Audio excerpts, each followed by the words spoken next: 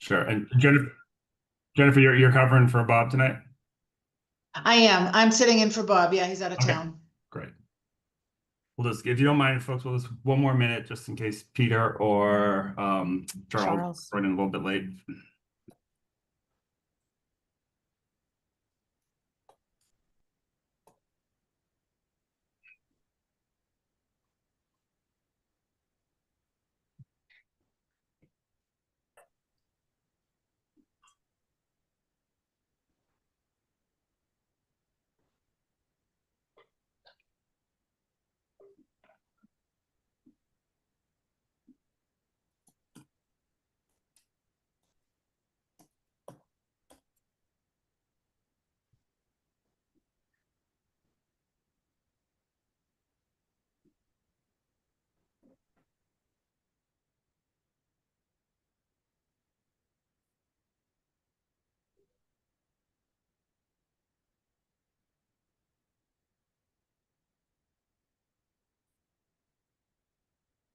We might as well get started. So welcome to, I think it's the fifth DAT meeting for this project at 40 Kent Street. I'm Matt Hyatt. I'm the chair of the DAT who's been working with the development team to review this project and get to a consensus solution for this site. I believe at our last meeting we got pretty close in terms of the massing, the overall square footage, parking, and a number of related issues in terms of setbacks and heights relative to adjacent properties. So that's all great.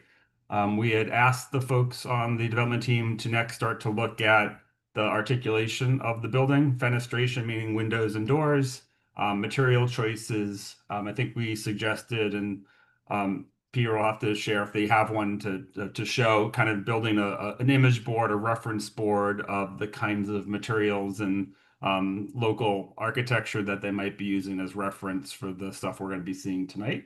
But I'm not going to go into any more detail. We got a preview, a reminder for those of you who don't remember this. There is a website that the town set up. If you just type in 40 Kent Street, Brookline, it'll pop up, but it's a brookline.com or brookline.gov site that has all the project files, all the letters from abutters, all of Peter's team's illustrations there, including the stuff we're going to be looking at tonight. So if you'd like to follow along, please be welcome to do that. And with that, I'm going to ask Jennifer if you want to introduce the team's activities for tonight, and we'll turn it over. Yeah, yeah. Thanks so much, Matt. The whole team is here. Katya Poziadlo, the landscape architect, is on with us. Peter Quinn and his team, and of course Trina Murphy, the ownership representative. And they've been working hard on the items, Matt, that the DAT requested, and filling in for Bob tonight, who's out of town. And I think they have a lot to show and present. So I'm going to turn it right over to Peter to go ahead and share screen and go through the presentation. Excellent. Just a reminder, folks, that Charles Osborne and Peter Kleiner, who just joined, are the other members of the DAT, along with Steve Lacker and Melinda Mann and Linda Hamlin and myself. So we're all here. Thank you. Yeah, thank you for the record. My name is Peter Quinn Architects. And we have indeed done quite a bit of work trying to update our drawings. And we've also integrated our drawings with the work of Verdant Landscape Architects. Katya Basaglio is here to explain that in more detail. And we do have some information on exterior finishes as you requested. But first, let me just bring everybody up to date on what we have. I'm just going to share my screen if I can. Hang on.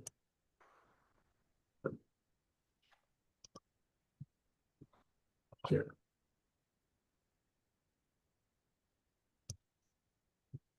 Okay, should be coming up. There we go. Yeah. So we're still at an FAR of 2.5.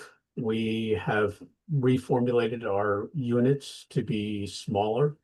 This is something we started to talk about, I think, in the last DAT meeting or two. That brings us now to the same building volume that we had before. We're still at FAR 2.5. But we have now 79 units. And I would say almost half of these are studios. So you can imagine they're small. We're trying to get to that the demand that is there for the smaller, we hope perhaps furnished units that are available for people who work in the area and that would love to partake in the village setting there. So without further ado, we'll just go into our site plan, which has now been revised to reflect some of these changes. Actually, Peter, if you So, don't mind, just I noticed just for the folks who did not yep, study the drawings, you have the same number of parking spaces, the same number of bike spaces. It's actually 2 feet, not 2 feet, that's 8 inches lower, so roughly the same height as it was, yes, it and is. about 300 square feet larger, but hard to find out why. But that's probably the size of an extra unit, so that's not a bad thing. But Yeah, generally, it's exactly the same volume, mass, height, with all the same setbacks as last time. correct. Just a refinement as we go of small things. But for the most part, what I'm showing here is an overlay of Verdant's landscape plan, and they'll go into that in more detail. But I'll just hit on the major points so you can anticipate them. There's now kind of a better defined plaza out front connecting the entries to the plaza and to each building to the other. There's a walkway that leads to a common patio amenity in the rear, which is surrounded by landscape. There's space for an underground electrical vault, which will power the whole project. And then in the elbow of the corner, there's an area for drop off and quick deliveries and that kind of thing, in line with the parking arrangement that's already approaching this corner. That's obviously something we have to go to the engineering department about. In the front of the building, we have a green strip,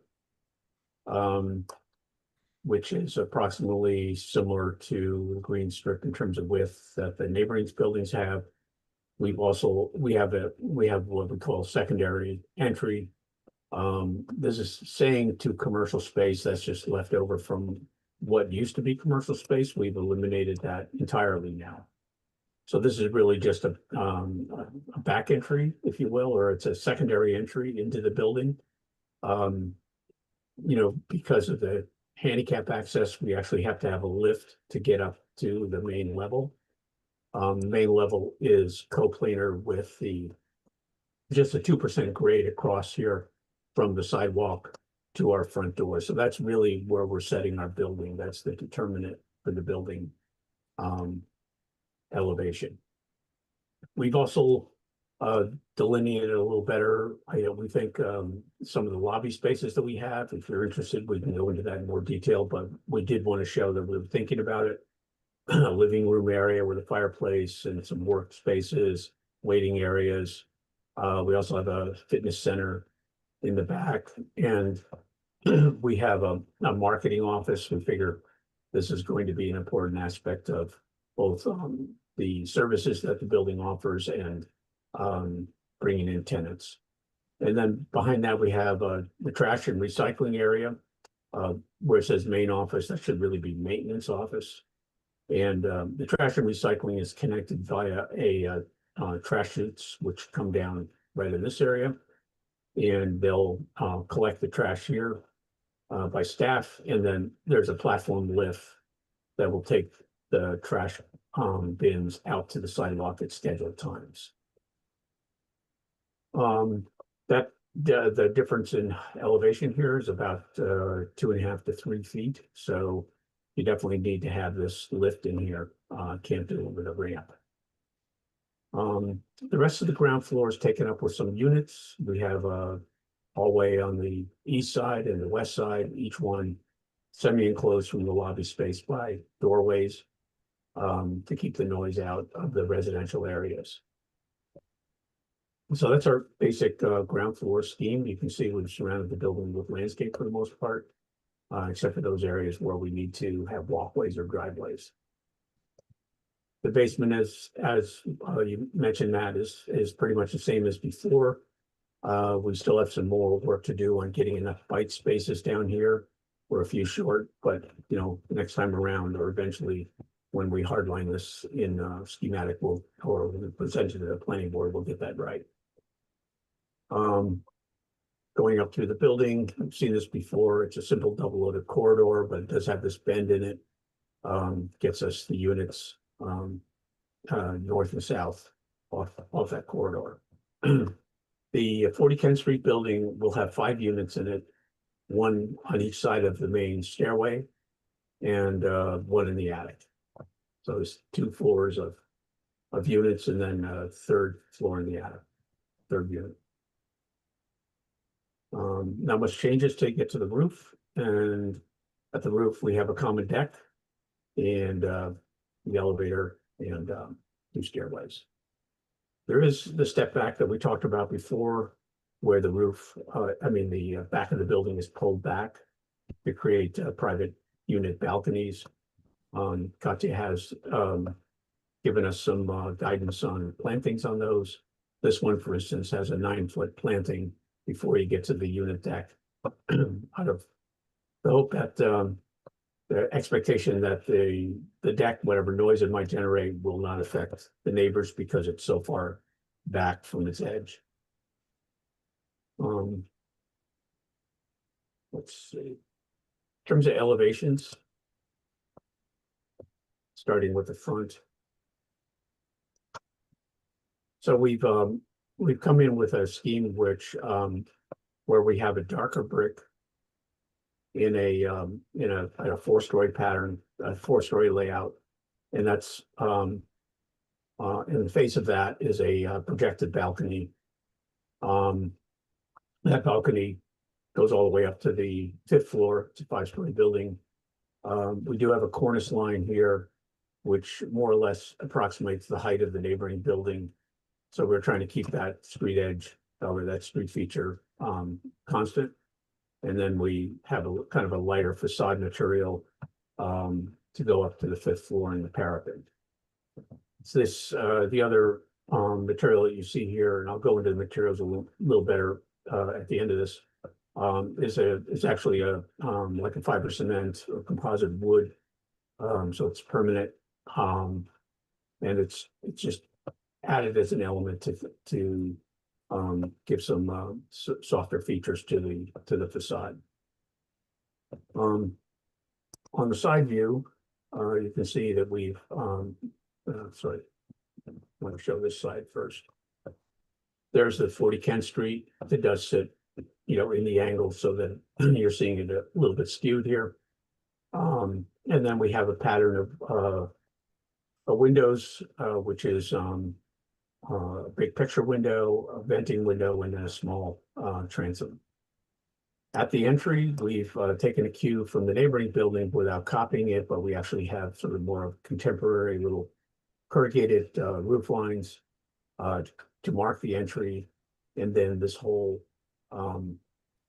facade part in here, which is primarily glass, is detailed out in this same kind of wood-like material to create a kind of domestic feel to it. The living room spaces continue beyond our sign wall, and you can see them over here as well on the right. Everywhere else is units, and all the way down to the far end. You can see the side of the bay right there.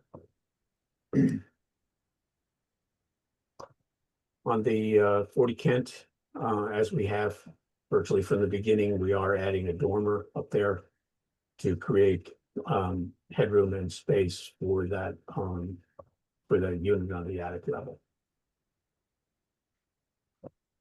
All right. The rear elevation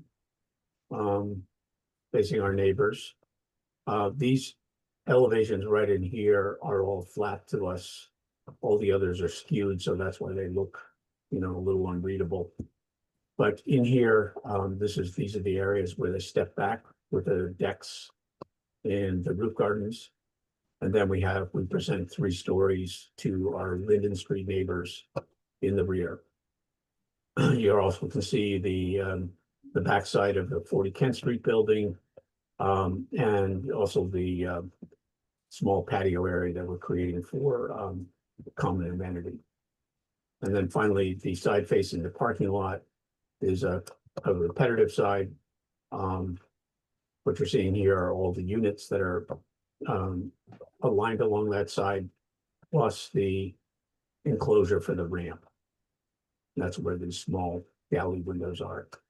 This here is an intake fan that we would have, I mean, I'm sorry, an exhaust fan that we would have for the garage. Finally, just, I know you've seen this before, but I just want to make sure everybody understands. We are stepping back. The T5 buffer zone does require us to step back a certain amount, but we actually exceed that. We are 30 feet back, and then we step to 52, and then 63 feet back. So we've added an extra step in here, plus we've added a few feet to the deck. Just going to show a couple of 3D views first, just so you can get a sense of how these things all fit together. So this is an aerial view looking down over the plaza. And again, we'll get into some detail on that with Katya's presentation. But you can see the way these bends in the roof line mark the entry and there's a space for bikes and seating areas and so forth. We've also introduced some drawings now with trees that Verdant is providing us. I can show those in more detail later. Another view overlooking all of this, just from a slightly different point of view. You can see that roof deck. Up here, this large common roof deck is completely blocked toward Linden Street to reduce, noise and sound completely. Noise and lights. A view from the rear. I think you can see how effective that stepping back is.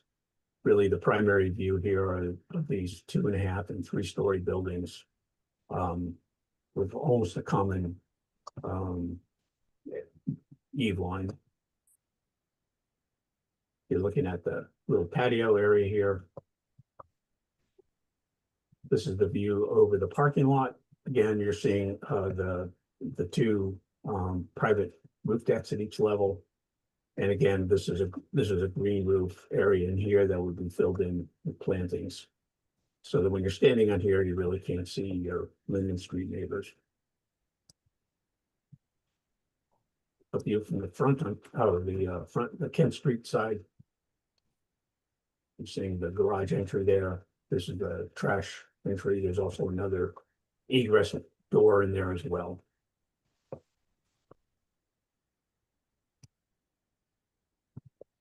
Yeah, there's a wall up for the same.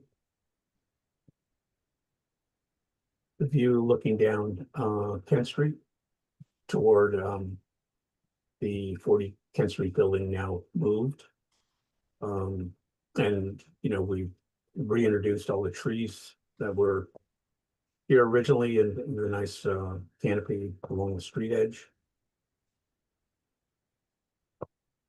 Moving back a little farther, this is a street view, the 2 different 2 entry porches. A little further up, Webster Place looking back. You see how nicely these buildings align. And I think that's helpful to the whole streetscape. And then these are some views from for Linden Street neighbors. This is a view from the 2nd floor of the 31 Linden Street building house. And you can see this is dominated by the 40 Kent Street building. Very much so. And then another view from 39 Linden, which looks over the other 2 Linden Street buildings at 33 and 43.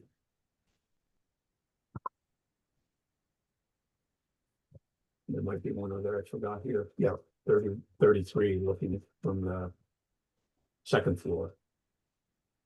33. And then finally, a view from the parking lot. This cornice line, we carry it around. I'll explain with the materials that this is actually clapboard here to create a better sense of scale in relation to the 40 Kent Street building. But when you're looking at this, for instance, what should I say?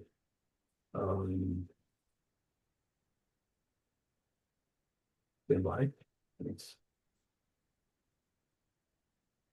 You're looking at the back of this building here, you're actually seeing clapboards that are, not, I won't say identical, but similar to 40 Kent. It was some nice detailing with corners and around windows and so forth.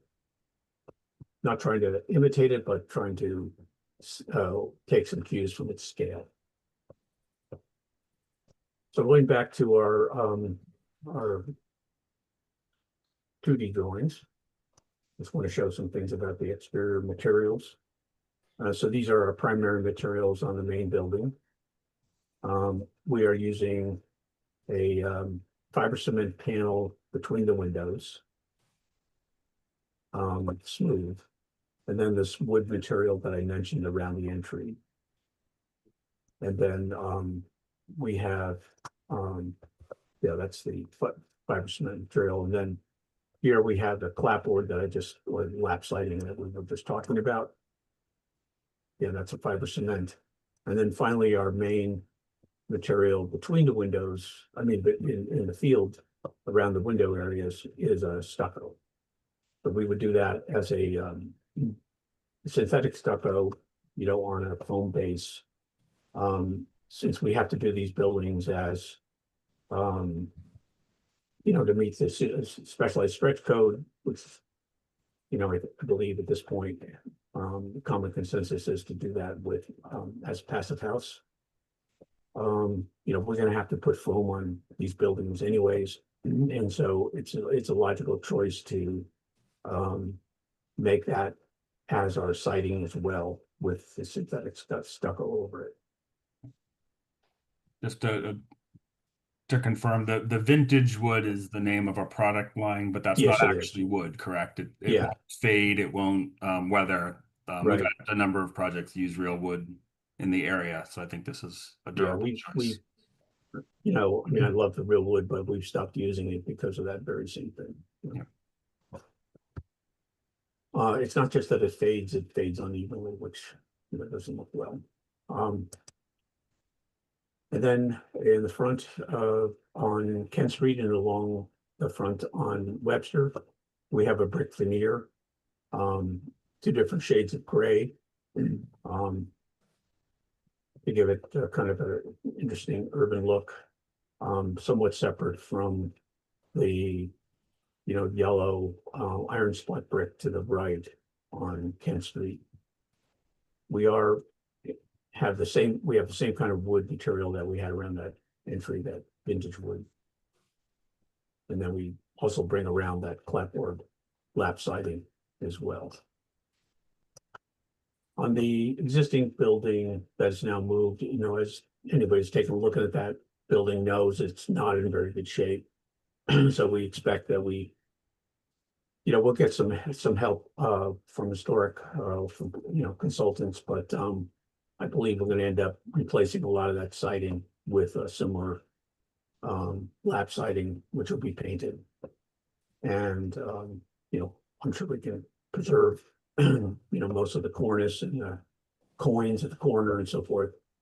We'll do our best with that. So a full evaluation of that has not been done, but we will get to that when we get into our design development. I'd have the zoning analysis, anybody interested in that, but Bob hasn't fully vetted that yet. So that's it on the architectural set, the 3D views. We do have our elevations with some trees superimposed by the landscape architects. And to give you an idea, these are semi-mature trees, I guess you could say. There's the Kent Street side, the rear facing the parking lot, and then finally the rear facing our neighbors in the back. Just to confirm, you were showing fences in the 3D views. So this Yeah, is the if the fences are fence was still there. removed. They're just landscape heavy, you know. Yeah. So with that, I was going to pass it on to Katya from Posadeo from Verdant to take us through the whole landscape plan. Unless somebody has, Matt, it's up to you if you No, want no, to. that's great. I was going to say thank you for a very concise and thorough overview. Sure. Appreciate the amount of drawings your team has done because it certainly does help us understand what you're proposing. And I think for the non-architects in the audience, it's really helpful to have those 3D views because it's really hard to read elevations. So that very much appreciated. But yes, please continue. All right, great. Thank you, everyone. I'm Katya Posadlo, principal at Verdant Landscape Architecture. So the primary goals for our landscape plan are threefold, not only to, number one, support residential living here, but number two, to develop and enhance buffers and screening to the neighbors. And then thirdly, to design a really robust planting that will support biodiversity and try to increase climate resiliency, as well as obviously house everyone here. So this plan highlights the proposed planting on the ground plane. The teal green circles that you see to the left side are the existing trees that we'll be protecting and will remain. These are fairly tall trees and will provide some good scale and context for the new building. The lighter green circles represent 11 new shade trees around the building that will provide varying and seasonal interest with their different colored leaves in the fall and different tree forms. You can also see in the photos along the bottom of the page a wide variety of colors and forms of shrubs and perennials that we're proposing, many of which are native, including species like shrubby cinquefoil, viburnum, inkberry, and summer sweet. Also notable along the top of the page now, which is the east side, we're proposing not only a privacy fence, but a layer of green buffer to that edge between the new building and the existing residents along Linden and eastward on Kent, in the form of, emerald green arborvitae at a 10-foot height to start, which is the size that tree mitigation happens at for evergreen trees. So we're proposing a fairly tall height to start with. In the middle of the page, you see a plaza space paved with unit pavers, and that's the entry to the main lobbies into the buildings. Actually, if you could go to the next page, Peter, I should have told you to switch to the next slide. Thank you. Yeah, so this is more like the hardscape plan. The first one is the planting plan. This is the main entry into the two lobbies, into the two buildings. The opening into it is fairly generous. It's about 15 feet wide. And then within that space, we're providing a variety of benches and seating and planters to populate the area with places to gather and wait for a ride or rest as you walk to and from the lobby doors, or put your shopping down before you get your keys or whatever it is, and just to hang out with your neighbors and cross paths with your neighbors. And some of those will be planters, although they don't show green within them. There'd be like seasonal plantings or something that can hang out in a planter and survive through the seasons. Fairly limited. We're imagining the infiltration for the stormwater would be below this plaza.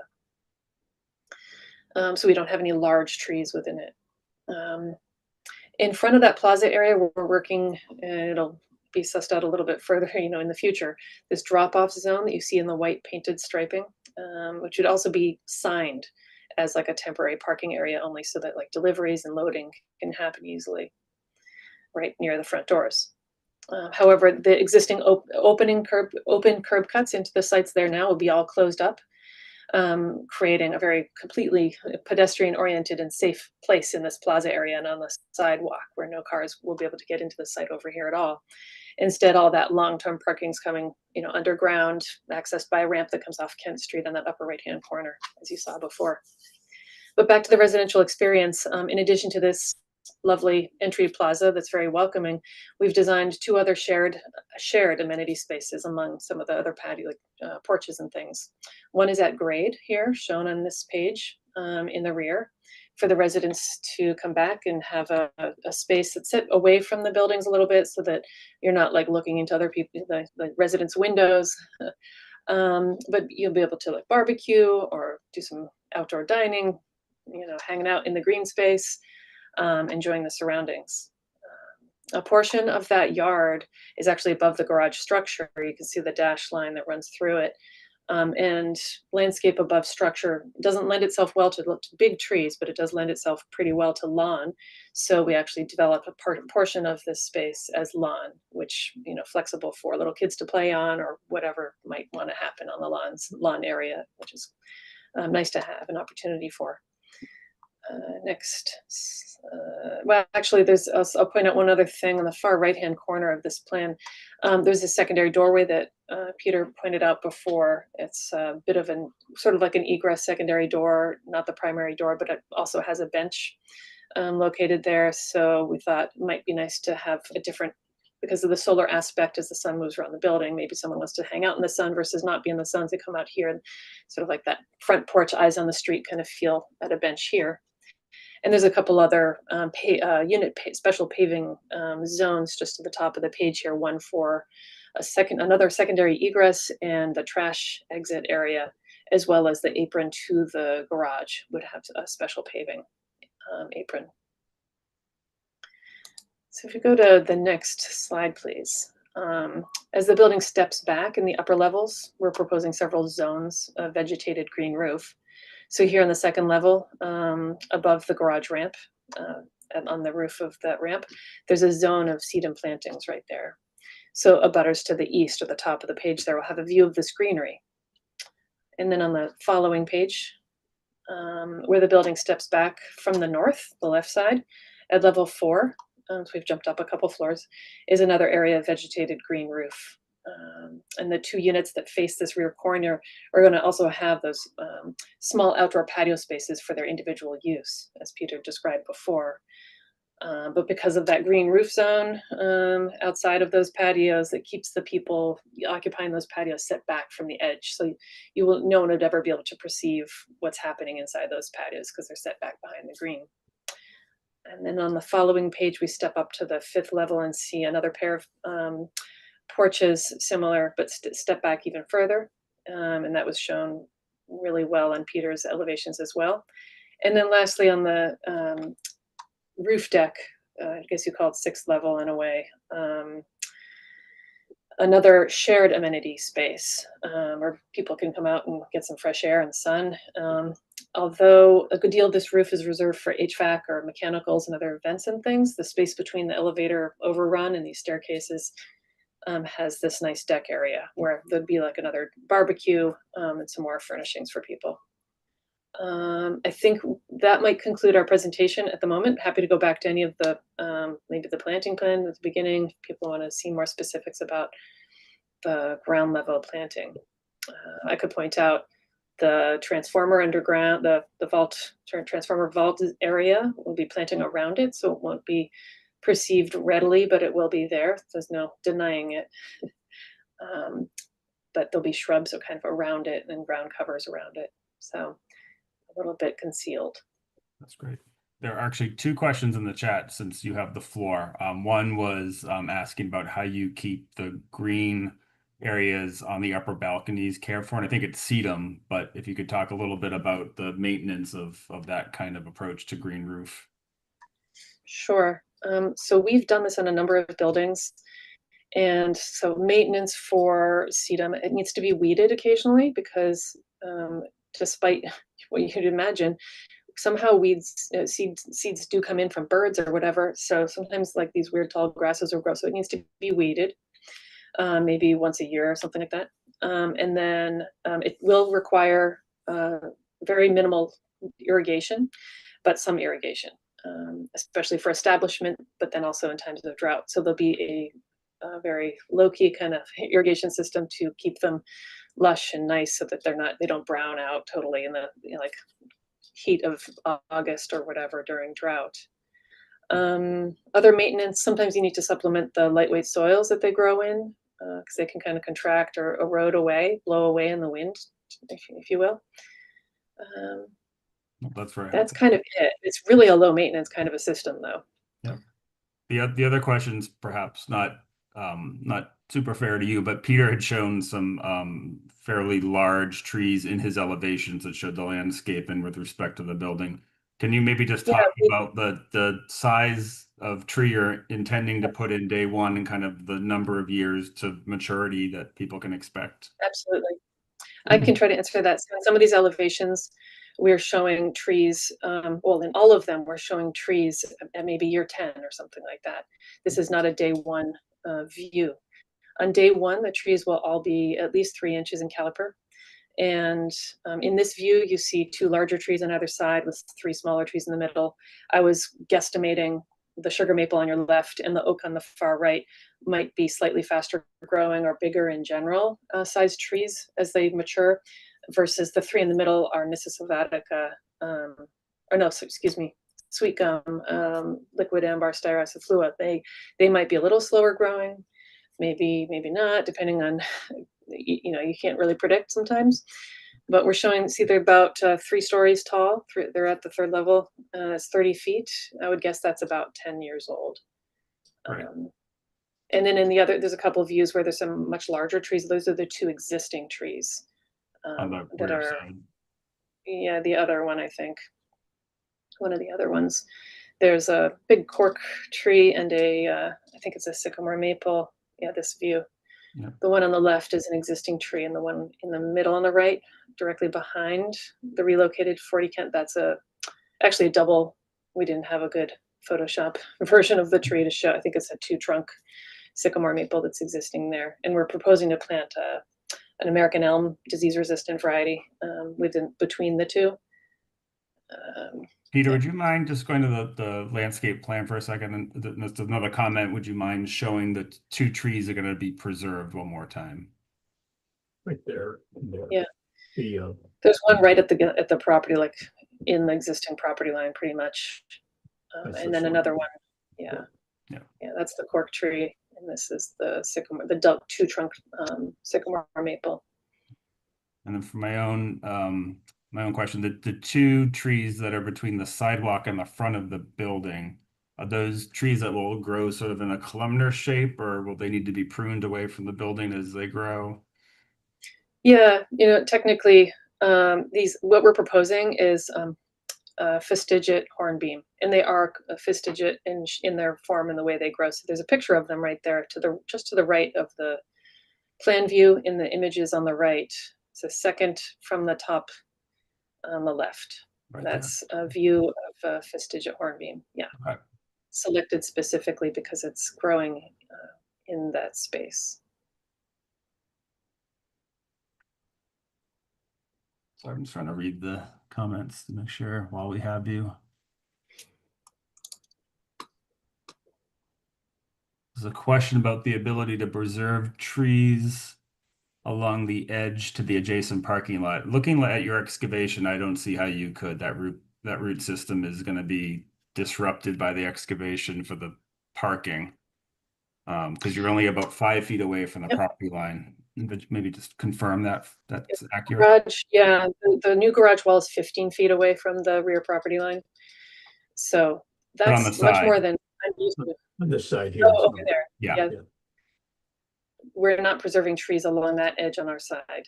Yep.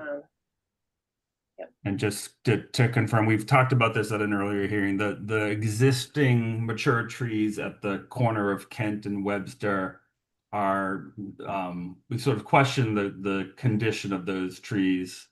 Can you just give us your professional opinion about the condition of those trees and whether they're worthwhile to try to save in any way or prune and save? Mm-hmm. Can you clarify again which location? So in the He's being interested in. existing easement at the corner Mhm. of Kent and Webster, again, Yeah. we have sort of talked about the fact that they don't appear healthy, but we haven't actually had the landscape team as a member of the presentation till today. So if you are willing to Yes. share your thoughts on those trees. Yeah, so I believe at the front corner, at the intersection of Webster and Kent, there's an existing elm tree that's like a two trunk elm, like two 7-inch trunks sort of, and it's not in poor condition. And this was last year when we evaluated their health. Although we're not arborists, it appeared to us that it was in good condition. I think it's too close to the new building footprint to rescue or try to protect or save. Yeah. There's also a Norway spruce existing at that front corner just behind the elm, and it's technically going to be located or would have been located within the proposed building footprint, so it would need to be removed. And there's also an ash tree along Kent Street, kind of where that secondary door comes out, just behind the existing sidewalk, or just at the back of sidewalk within the property right now. And it is in poor condition according to our assessment last year. Yeah, it's just we thought it had some problems. Yep. And then there's a few others if you want me to go on. No, that's good. I mean, as you know, there's now a bylaw in the town that kind of dictates based on the size of what you take away, how many trees you have to put back. And Yes. my assumption is you've Yes. understood that, and that's part of the overall approach. Yes, we have a tree removal and protection plan that we'll submit as part of this, and of course, work together with the planning commission to do the mitigation and everything needed. Yeah. Okay. There are a handful of other abutter comments, which we'll get to when we get to public comment at the end. I appreciate the folks putting the comments in now, so we don't forget those. But I'm very happy with the way the landscape's kind of shaped up. Like, this is sort of our first time seeing the mix of hardscape, plantings, and open green space. So you did a very nice job of getting that all to work on an unusually shaped site. So thank you for that. With that, Thank if you you. don't mind, I'd like to, sorry, Trina, did you want to say something? Yes, thank you, Matt. So Trina Murphy, part of the development team. I just want to thank Katya and Peter for their good presentations. Hopefully it gave you guys a lot of detail about all the hard work we've been doing. The one thing that I did want to add to what Peter was describing about the rooftop is that we do intend to have solar panels for this building to help with our green efforts. So I just want to make it clear that a good portion of that roof area will be utilized for that purpose. Is your intention for those to, Peter had a lot of heat pumps up there. Are they going to be like on the Kent Street edge? We need to do a study to figure out where they're most efficiently placed, but and I do think that for all of the heat pumps, it was a quick reference for the quantity that would exist. So Yeah. so we'll work out a more proper layout as we go toward planning board, to make sure you guys have clear details. Yeah. I assume given that you've got pretty good exposure here, they can be relatively flat in order to minimize the visibility. So that's great. Thank you. All right, so I'd love to hear comments and feedback from our DAT members. If you don't mind, folks, I'd love to have, Melinda, if you're willing to go first, because I have a feeling we're going to get into some fairly architectural speak pretty quickly with materials. As the one non-architect member of our DAT, I'd love for you to sort of share your initial feedback on both the materials and also on the landscape plan. Yeah, I think that the materials work with the existing neighborhood. I think the brick is nice. It's not red brick like the buildings across the street on Kent Street. I like the clapboard and the connection it has with the other residential buildings in the neighborhood and with the 40 Kent Street building and the 3032 Webster. The one thing, the little sort of zigzaggy roof over the primary entrance in the plaza. I'm not crazy about that. I think I understand what the intent was to mirror a little bit to the 30 Webster Street, but it looks a little bit, I don't know. It doesn't, for me as a non-architect, it doesn't really fit with the rest of the building. I don't know if sort of porch covering like a 3032 Webster might work better. it seems funny to have the diagonals, the curved porch of the old 40 Kent building, and then the different kind of entrance at 30 Webster. Yeah. So that I'm not as crazy about. It looks like it's just kind of thrown on and doesn't fit. I like the landscape plan an awful lot. I think all the grass areas on the rooftop with climate works well. I like all the perennials, things like that. They're also around 40 Kent. I noticed in the spring there's some nice old lilac bushes and some other flowering shrubs. I don't know if those can be preserved and put in place someplace. And then the only other question I have, and this isn't related to materials or landscaping, but the 40 Kent Street building that's being moved is historic, and is there any consideration to have some sort of a plaque or information about what the history of that building has been or was? Great. So good feedback and questions. I actually don't know if you have already thought about including some kind of a plaque about the story of it moving or what it was originally Yep. for, but that would be an interesting way to sort of memorialize the effort you're all going to preserve that building. Sure, happy Yeah. to consider it. Yeah, and then I saw the comments about whether there would be consideration for some of the abutters to have sort of a landscaping privacy allotment for, at the back of their property as it abuts to this project. So I think that's a reasonable request as well. Yeah, I think we'll hear from each of the abutters hopefully Separately. as part of this and just understand some of their concerns. I'd love to find a way for the project team to be able to address those concerns within their own property line. Yep. Planting on the project's side of the fence, but just understanding what the sight lines might be that folks are concerned about. Awesome. Thank you, But- Lynn. Appreciate Yep, that. net, this looks really good. And I think back to the early stages of this project when it just, people were freaking out. This is so much improved in so many different ways. So thank you to everybody. Anyone on the DAT want to raise their hand and go next?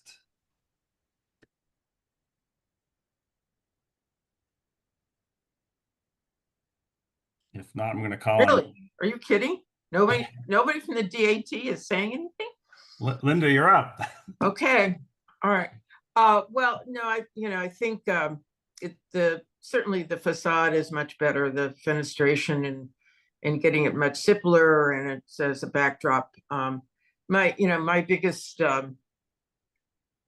well, two problems that I have. One, the patio is facing south and it just looks pretty bleak to me. I know you can't plant a tree there, but maybe something else could be done. It just doesn't look like in good weather with the sun beating down and the heat from both buildings and the pavers, that needs help, but I'm sure you can solve that one. You've got room there because your entries, are far enough apart that you can use that middle ground for something. I think it's the Kent Street elevation that I think really needs some work. Definitely needs some work. I don't know if that door is meant just as if you want to get that picture up on the, let's get yeah. It's sort of like a different animal came about here. So this door is not meant to be an entry door, it's just an exit door, is that correct? Like secondary entrance was how I understood. I like you walking down Kent Street, that lower level of that elevation seems the most challenging at the moment. Well, yeah, I don't even like the bays, because the bay is really only a foot deep. It's more like it's a surface. It's not really even an element, so to speak. And it's very symmetrical. When I was looking at it, I'm wondering, you know, my gripe has always been that this corner has some openness to it now, and where the existing building was sited there. And now that's totally blocked. But if you look at the site plan, was there any look at using the construction line to maybe curve at the corner that follow that construction line? You want to see so that maybe that, you know, doesn't have to, with the other elevations, they're not symmetrical, they're not, you know, center and then one on one side and one on the other. But this elevation just, I don't know, it would be great if somehow the mirror that you, as you're coming down Kent, because it's a one-way street, the only way you're going to actually even notice that there's something happening on that corner is maybe to break that corner more than you have and make that elevation not symmetrical. You know, I'm not going to solve it here, but that's my, you know, for the most public elevation of this building, I think it could be better, much better. The bay does extend 3 feet, just for the record. Really? Yeah. It doesn't show, so here, it doesn't show up as a dotted line, right? Right. It's not drawn in this plan. Peter, are the 3D views in this same set of slides? You had a couple of views from that side of the building, I think. Yep. Those street level kind of views.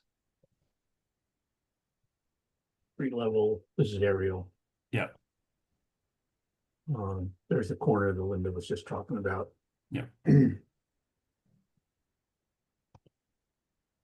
Yeah, I certainly would prefer it not being so symmetrical as you've shown it here, that somehow it's engaging the corner a little more, or that it's because. I see your point, Linda. It does seem like it sets up an expectation for a major doorway that we. Yeah, exactly. I mean, maybe you can carve into the space so that you at least provide some, you know, it's great that it has some coverage there if you're coming in or out of that door. I don't know if you can go in it, like even on the corner, but it's, anyway, that's my big show. What? What I'm thinking out loud, or internally while we're speaking, if I may, on that. We've reconfigured this whole area in here a number of times. And yeah, one time, of course, we had a commercial entry down here, which is no longer there. I'm not really sure we need this doorway anymore, because this would just be considered a den at a hallway, and you have an egress right here at the stairwell.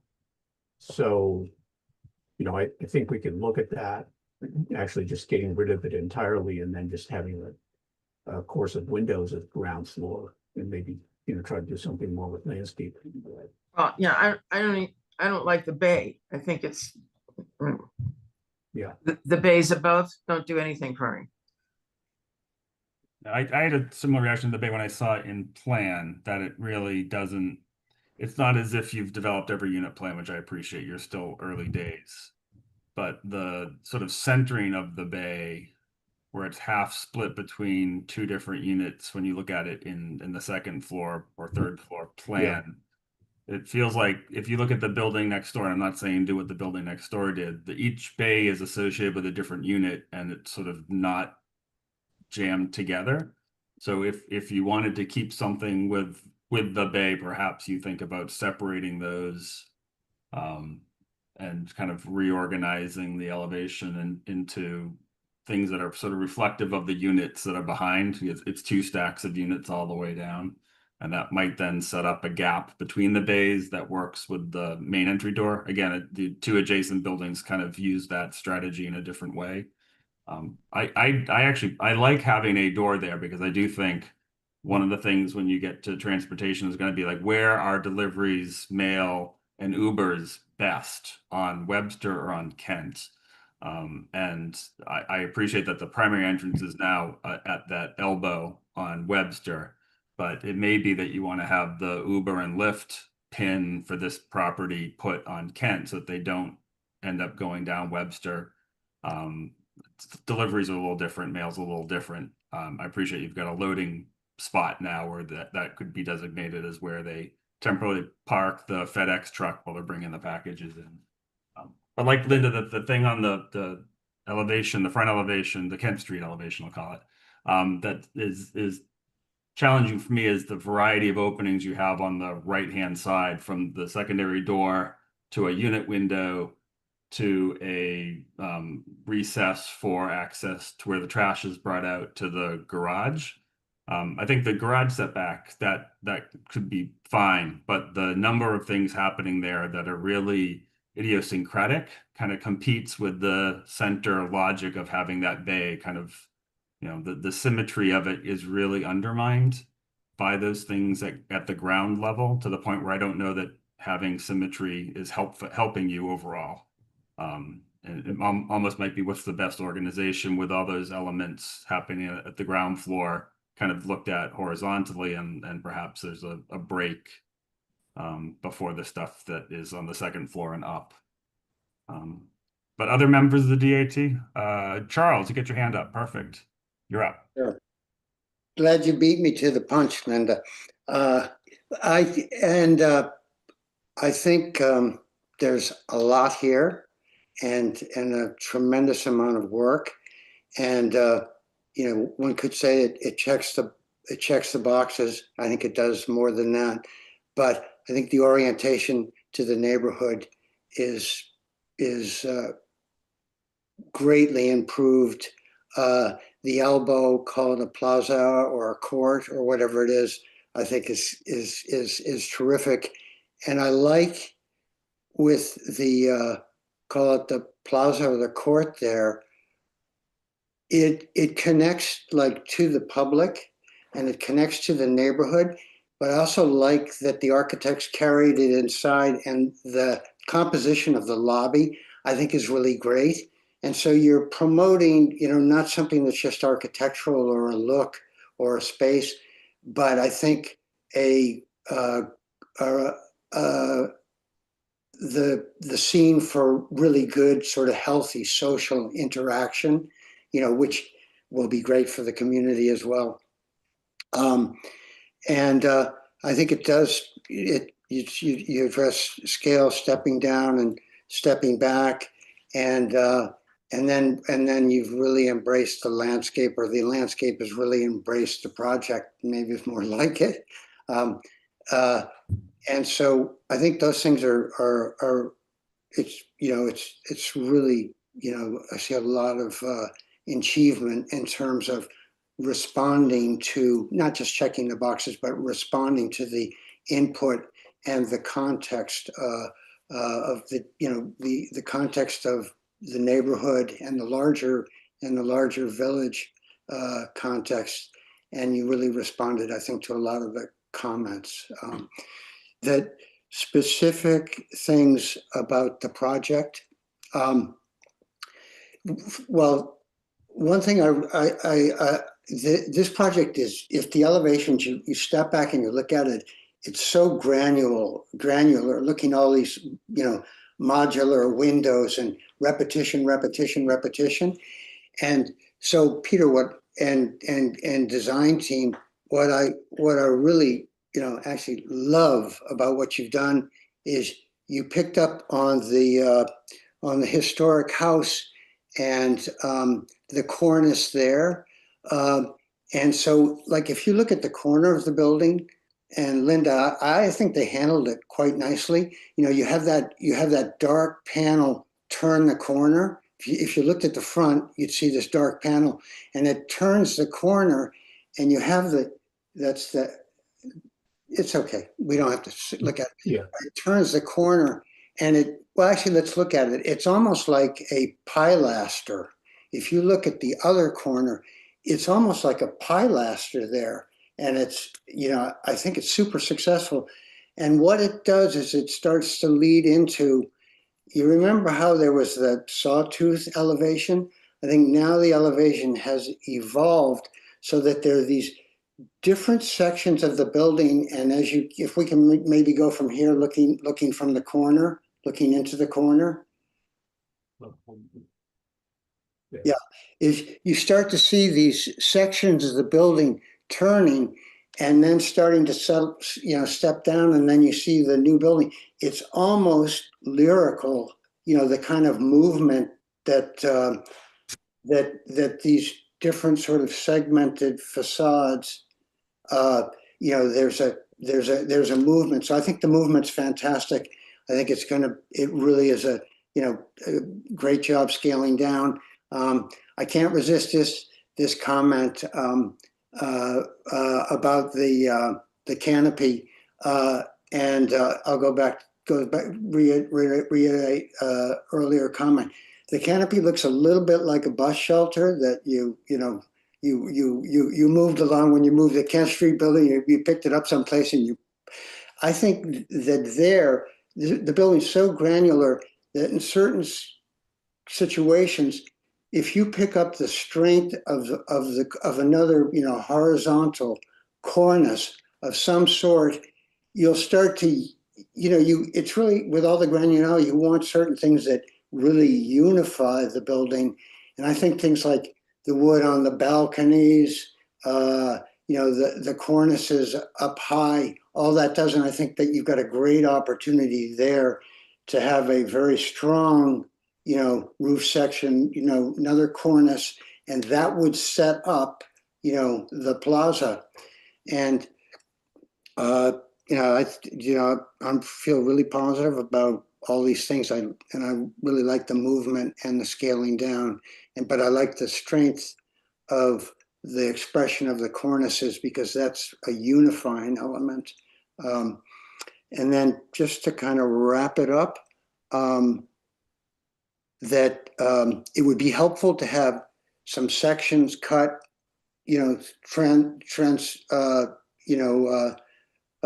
longitudinal section going back to the neighborhood and showing the area in the back, and then cross sections, through the plaza. That would be nice. Maybe you do have them. I didn't see them in what was there earlier, but you can jump back to the 3Ds. I mean, I think that's a building section, but I think to read all the relationships, some of a longitudinal section, really more of the back of the building would be great, showing how the grades work there.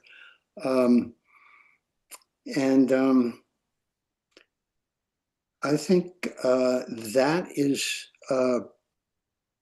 pretty much it. I like the view from the back of the building because the building sort of elongates and becomes narrower and scales down. That back view from Linden Street, the aerial view in particular, I think is very successful. Yeah, that's one of the views. I get it. And I think lastly, I was just wondering, for the architects and for Peter and everybody, with the stucco, I was just wondering when I was looking at the stucco, are these the hardy panels? And then I looked at your keys and everything, which were super helpful. I mean, what would the building look like if you did panels, for that? Is that too expensive or too much work or too difficult to communicate, to coordinate, because panels, do have sizes. I thought those might be panels at the start. So I was just wondering about, could this be, I mean, they already look like panels. So it was just a general question, could they be a panel?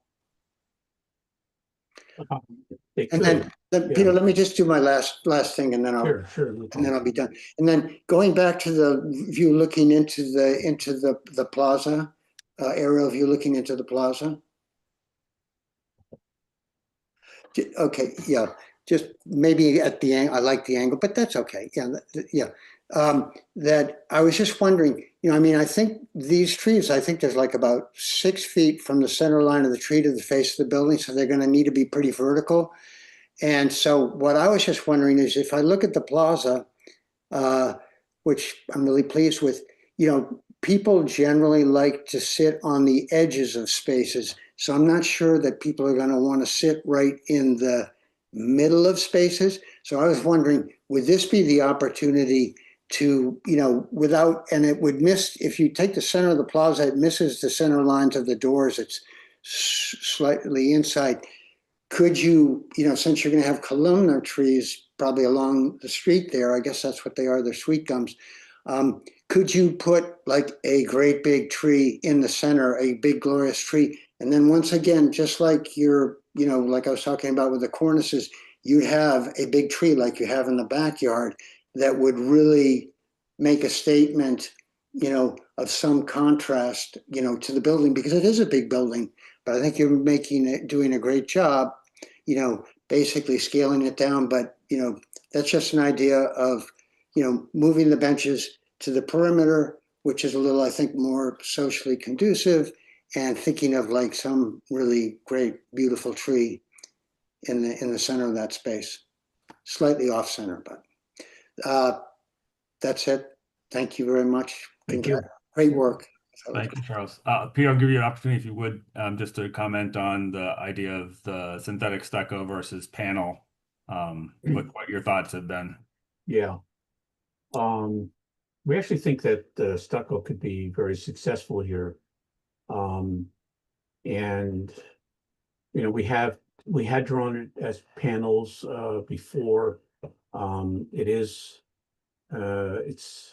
they would be more joint lines. I don't think we can get them in the sizes that we're showing here. But it also it's, I don't know, I think that the stucco would give it a kind of a lightness that we wouldn't get out of the panels. When I say lightness, I mean both as a quality of light, but also of weight, trying to sort of, deflect the eye toward the 40 Kent Street building, and also, allow the landscaping to come forward as kind of a major element. I think that's kind of been our thinking about that. The stucco will have a little bit of texture, but for the most part, it'll be homogeneous. The lines you're showing are intended to be decorative joints. Yeah. The way you'll articulate that, it's not. Right. You need some of them, but nothing like that. Yeah. Yeah. And just a question, sorry, when we were talking about the porch, if you were to remove that glass porch for a second, I know you can't, but that part of the building actually overhangs, is that true? Yes, it does. Okay. Yeah. Except for the vestibule, which comes out. Okay, thank you. Yeah. And Peter, if I could just add to what you shared, previous DAT meetings and early on when we first started talking about the materials, there was some concern about, a paneled, all hardy building without character. And so that's part of what led us to the choice to use the stucco. And we also think that the stucco will add some warmth and character to the design of the building. We know it's a large mass and it really helps break it down. I also wanted Charles to comment about the tree that you're recommending in the plaza area. So just to highlight that we do believe this is going to be the location of our stormwater system. So it wouldn't allow for a tree to be in that space. Otherwise, you're right, it would be a lovely consideration. Point well taken. And on the panels, Peter, I think the panel looks great. So you might not get that if you went to panels. It might, it's a lot to coordinate, probably a whole bunch more joints. So I agree with your strategy there. Yeah, and especially with a white or off-white, the hardy panel is, or any of those is very hard to control. You really just have one or two choices of colors, whereas with the stucco, we can really fine tune the color in its final selection. As you say, colors, just one comment and take this for what it is. The existing 40 Kent is gray, but and I appreciate you sort of tying a lot of gray tones into that, but it might be interesting if that was a different color that really set it off against the backdrop. Because in some ways, the the tones of everything being kind of monochromatically gray kind of lose, I think, a little bit Oh, of it's interesting. the opportunity to kind of call attention to that. Maybe it's just a different shade of gray than anything else, darker, what have you, but just something to think about. Steve, you turned off your mute button, so are you up next? Sure. Oh, sorry, different Steve. Yep. Sorry, yeah. Steve left. Um, so Matt, first a question for you. What's next? Where do we, where do we go? Or do more of these or? I'm hoping we're getting pretty close to the end. My sense is we'll have a few requests from the DAT of like, it's great. It looks like we're talking about maybe looking at the articulation of that porch over the plaza entry, maybe looking again at the Kent Street elevation. But aside from that, I mean, we're down to, I think, a few handful of minor things, and I would hope that we can just have that team just kind of focus on those and not redo everything, but just the things that are up for. So maybe one more round Yeah. or something. Yeah. Okay. Just But wanted reduce. to, Like this is a lot of work for Peter's team to keep doing. I would love to just like Sure. focus it down and Yep. minimize what they are expected to do. Yep. Recognizing that we're going to just focus on those things and we don't need to see it blown out through the whole series of images. Yeah. So- Okay. Yeah. So, and Peter, did you say, is this going to be passive house? Well, as I understand it, I think Brookline is requiring that now, or it has to be a net zero building. Is what my understanding is. Which a passive house is one of the options. So, Yeah. Yeah. Does You that know, mean, does otherwise, or does that kick you into triple glazing right off the bat? Do you know? well, that is the standard. Although, Yeah. Once you create your energy model, you can play with that a little bit and Yeah. figure out where you want to lose your, thermal barrier. Yeah. Yeah.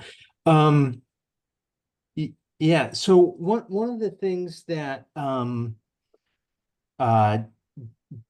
jumps out at me and maybe some similar comments, but maybe a slightly different interpretation from some of the other comments that have been made. You know, the to me, like the cornice line and the brick, kind of the brick bay in front on Kent Street, to me, still feel like it's hanging on, to me, a little too much to the old kind of, trying to be an old, a historic, let's say, building. And when the brick, I think, to me, when it's distributed like that in that center bay, it almost feels like the rest of it was value engineered down. Um, and that the I don't know, I think the building has a lot of character in its shape, in its footprint. And, I don't know if using the brick in a way that, I don't know if it's more to do with the ground plane versus, the kind of first floor versus what's happening above or what. But to me, that would be something also to consider when you're, beginning to kind of work your way through these things. The cornice is going to be tough, right? And because it's not, I don't think it's really a change in plane in a lot of places from on the exterior wall. If I'm reading it correctly, it's just kind of a bump out. And again, it feels a little bit like uh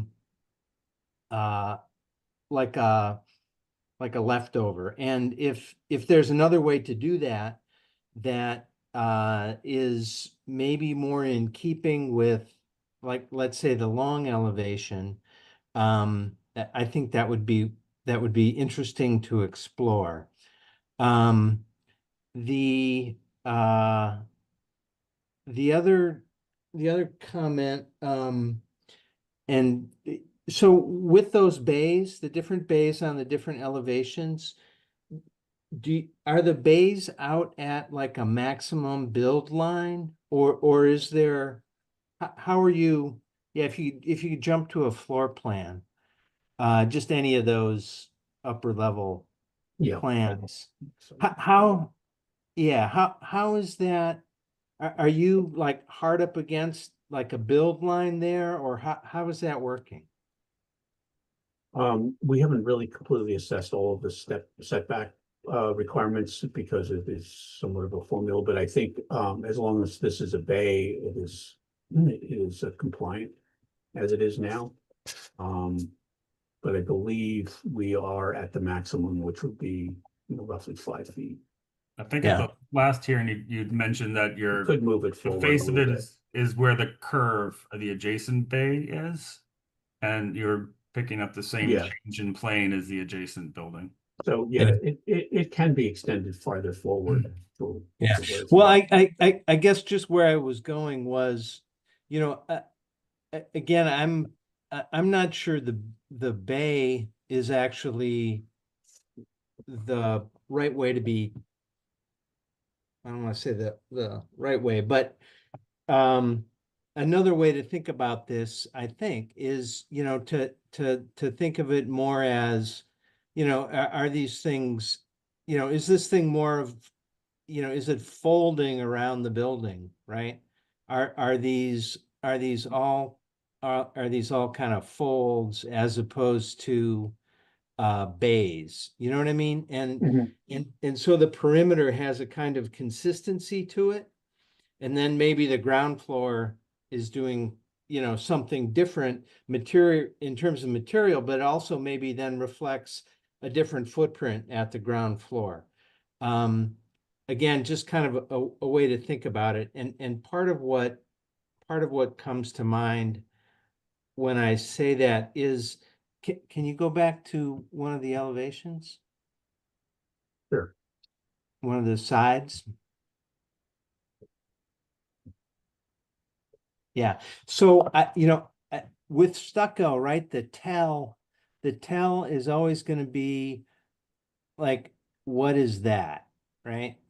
Around the window, and it's showing a little bit of articulation, and I don't know, you guys, I don't know if you're there yet or not, but especially if these windows are going to be, if they're going to be triple glazed, they're going to be heavy, it's going to, they're going to sit in the wall in a very particular location. So how does that, when the stucco ends there, how does all that really work? You know what I mean? And if that ends up pushing you into a surface kind of solution, right? As opposed to, going in and out, that, you might be kind of fixed on where that can go. Just, what that detail ends up being, I think, can inform, like the whole kind of perimeter. So that's, and the whole kind of detailing of the stucco relative to the penetrations, I think is gonna be interesting. And I guess my only other comment is really for the landscape architect, and I think that um, the comments about the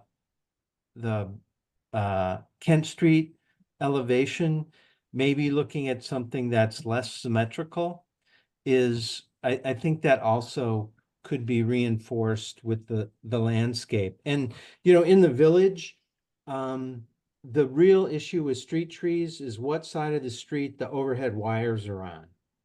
And we're fortunate here that the overhead wires are actually on the other side of the street. Which means I think these trees will have a lot of potential to grow. And if you go up like on Brook Street, the next time you're over here, if you scoot over to Brook Street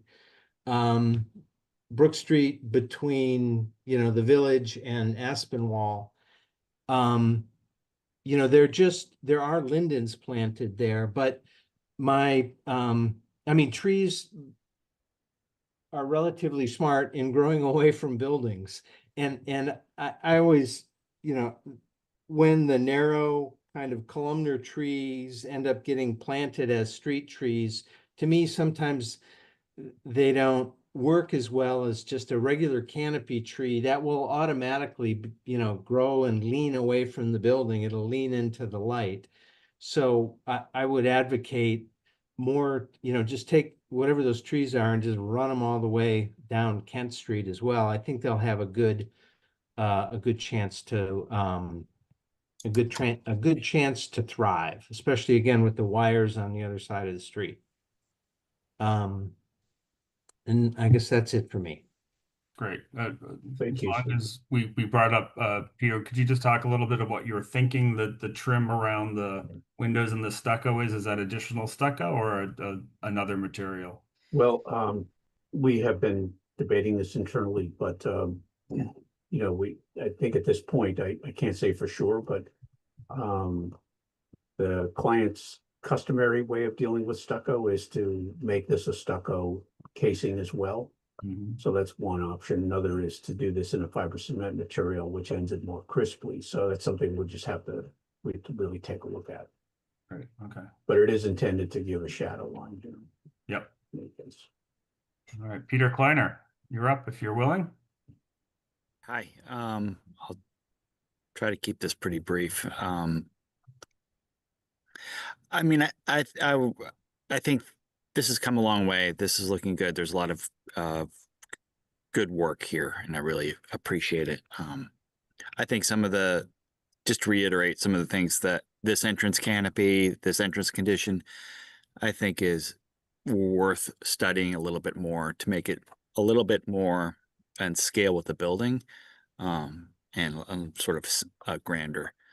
The Kent Street facade, I will agree, could benefit from a little bit more study. Generally, I generally think simplify.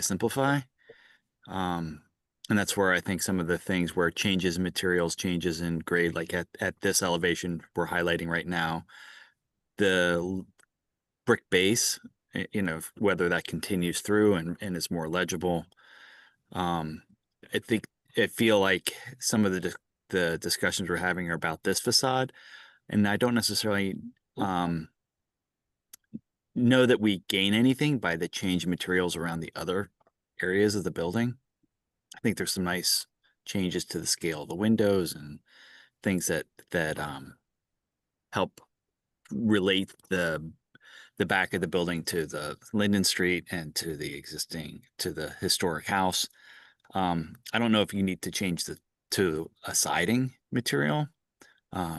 Some would make the opinion that the siding should stay for the historic house and just differentiate it that way and not try to relate to it. So I think you could make some decisions that simplify and reduce the number of materials around the building, so it really is sort of more cohesive as a building and not change on the different elevations as much. And I think the building would potentially benefit from that. And I think, as some of the people suggested, different ways of doing that may actually tie the Kent Street facade into the building more. But I guess I think that these are really can lead to sort of subjective opinions about where we are. I think there's a lot of good progress, and we could debate where to use brick or what color to use brick throughout the process. I do appreciate what Matt had said too. Is like there is you're presenting this with sort of a you know, white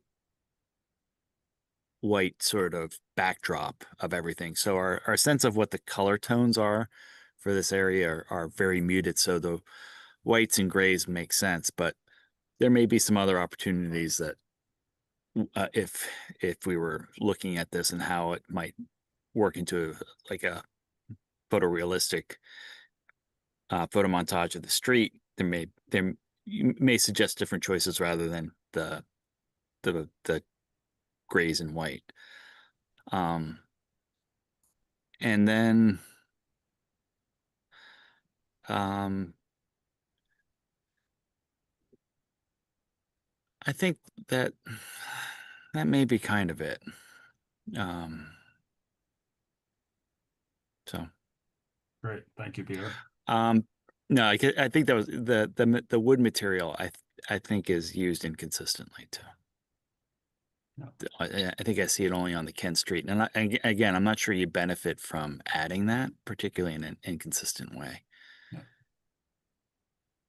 So that I'll sort of round out the DAT comments. I had a similar reaction when I first saw it, because early on we sort of said don't use too many materials. We'd love for this not to be too collagey, and I was going to suggest maybe just eliminate the wood, because to Peter's point, you sort of need it where you've got the railings or the fence height railings on the balconies on the back. But for me, it's not adding a tremendous amount. I'm not even sure you need the two different colors of gray brick. You could probably do that with the simple surface articulation with a single color brick.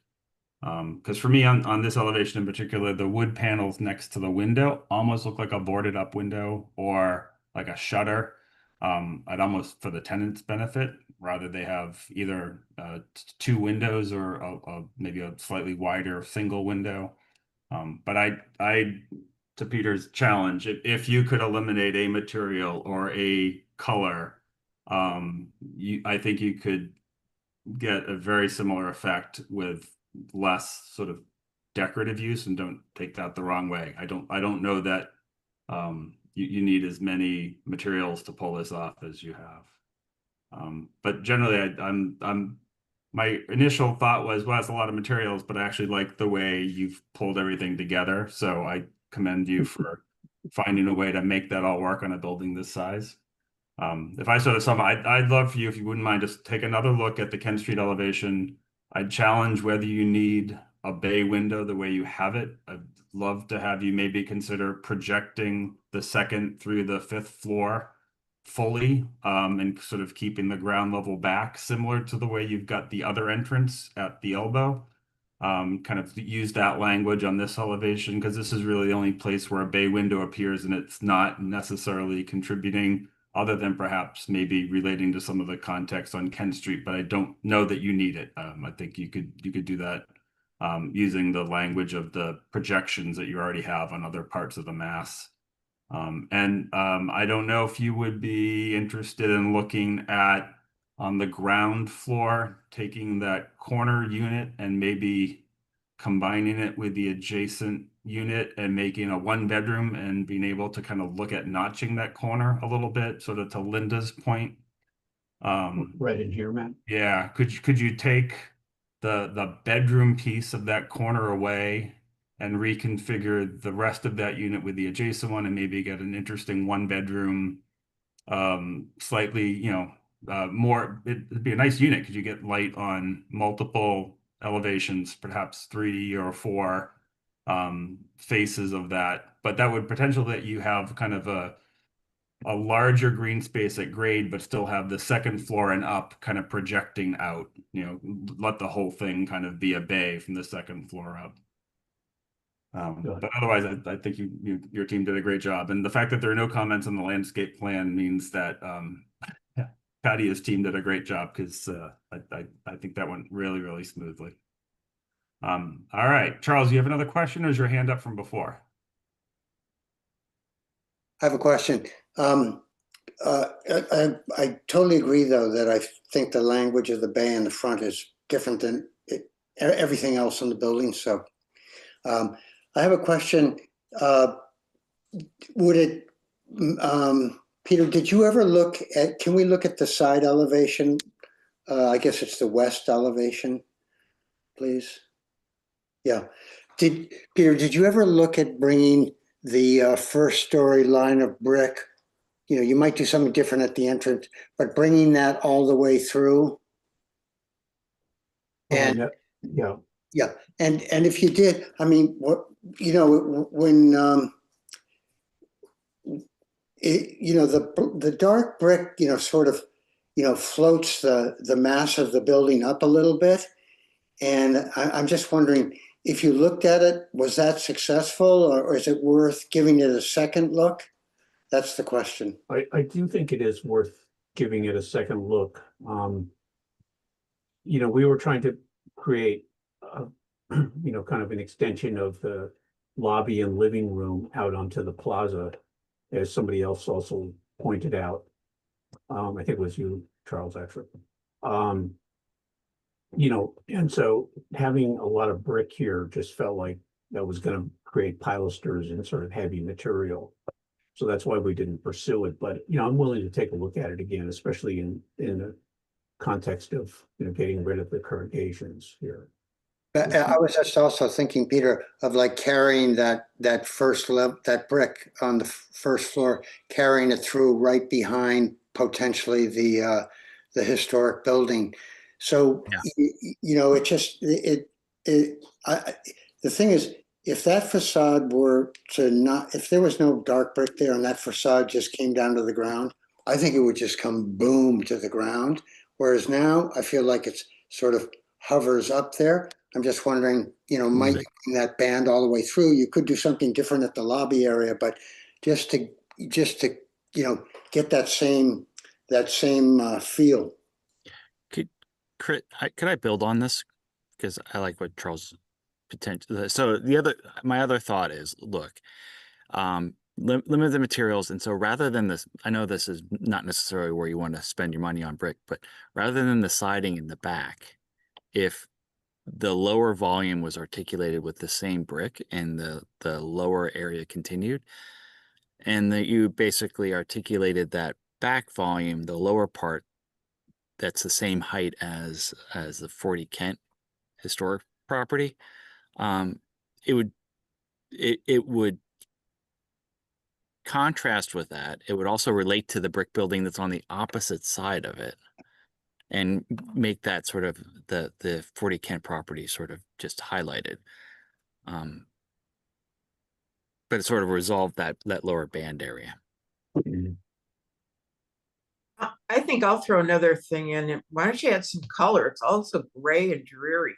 I mean, it's just, you know, it's like, what color gray would we have there and there and there? I mean, it doesn't have to be wood, but, you know, I don't know. It's just a little bit of humor somewhere. Maybe, anyway, never mind.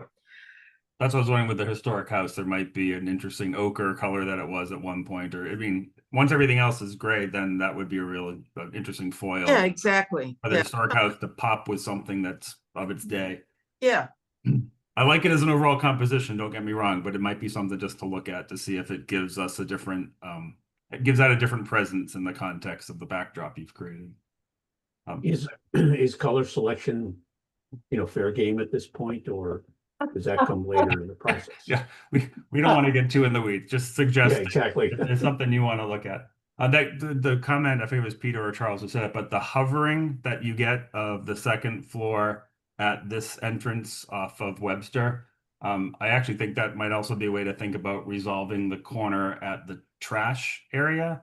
Like if you could reduce that cantilever so it was feasible to not have that column, and perhaps that even became the entrance rather than the entrance in the middle. Maybe that's sort of an entrance next to the trash, and that could be a way to also think about the asymmetry working to your advantage and kind of the bay becoming the cantilevered condition consistent on the two elevations. But just something to think about.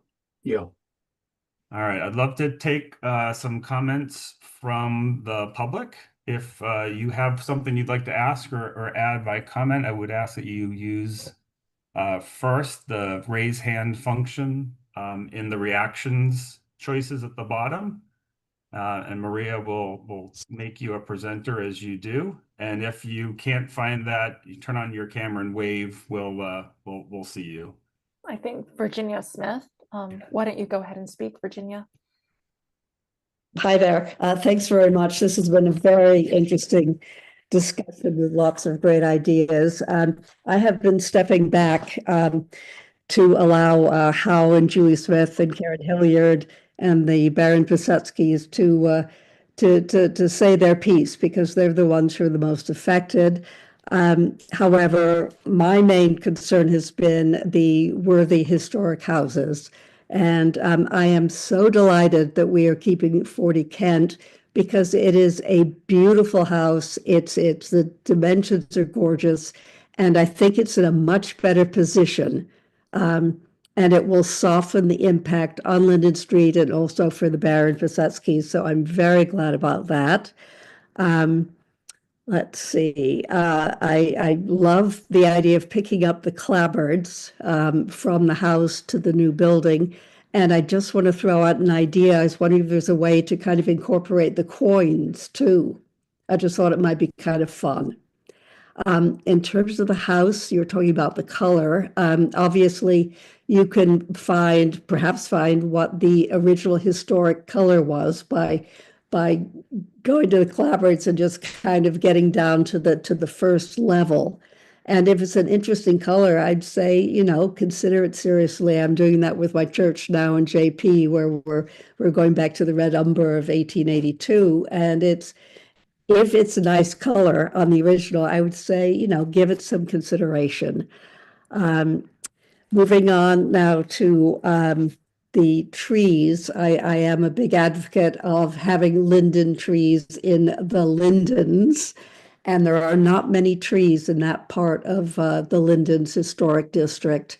And lindens are beautiful trees. Come check out Linden Park. The two best trees there are lindens. They're lovely and yellow in the fall, and they're very dense, which means that they provide a lot of shade. So please do consider lindens. Let's see. The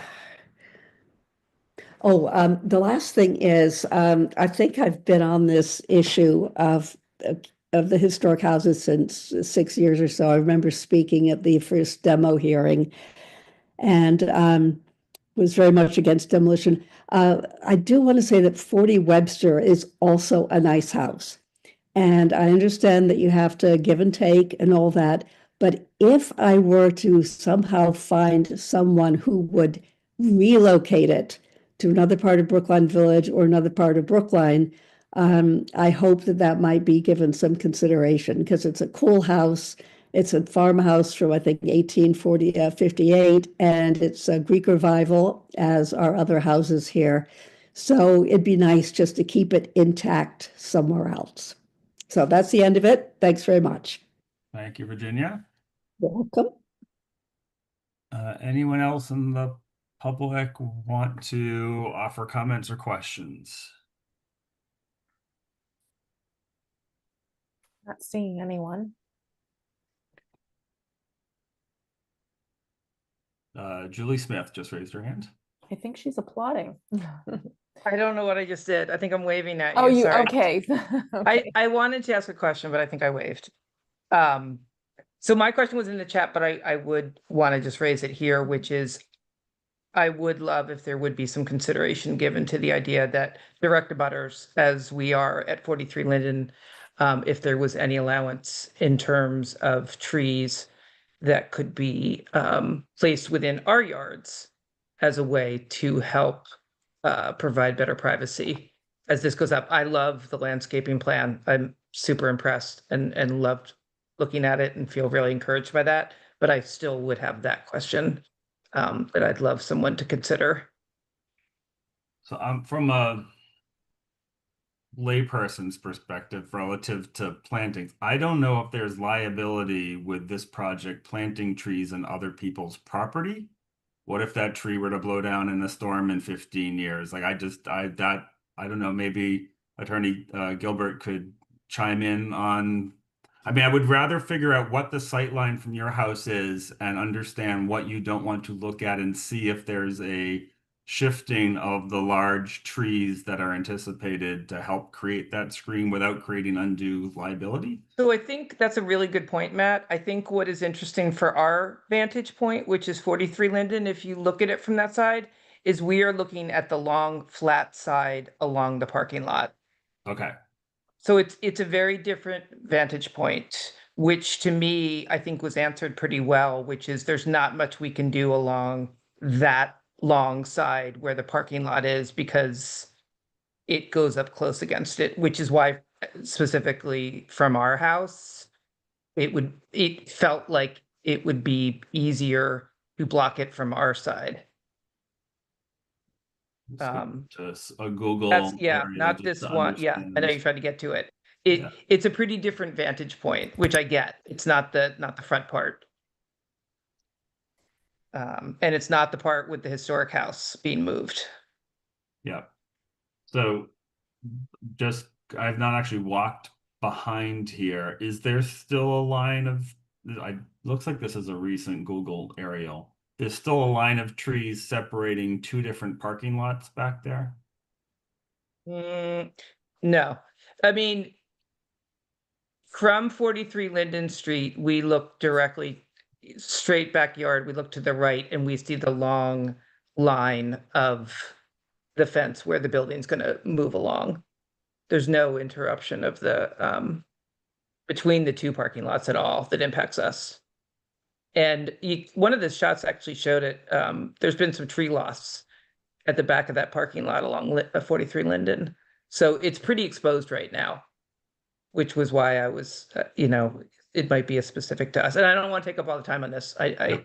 But that is for us, I would say, and I don't want to speak for my upstairs neighbors, but that to me is a unique situation for us that I don't think the landscaping plan, unfortunately, could address on the property itself. Yeah. And just to ask the follow-up question, do you have enough depth between your property line and your house for a tree? Yes, it would probably need to be arborvitaes. It may need to be. I'm not an arborist, but there's at least 10 feet. So I don't know what specific trees could go there, but certainly some can fit there, but I don't know the exact answer of species. So Matt, I sometimes these questions do come up, and it's valid for an abutter to bring it up, but I don't think we would want a board can't really require that there be some kind of mitigation on another person's private property. It's really considered an issue between two private parties.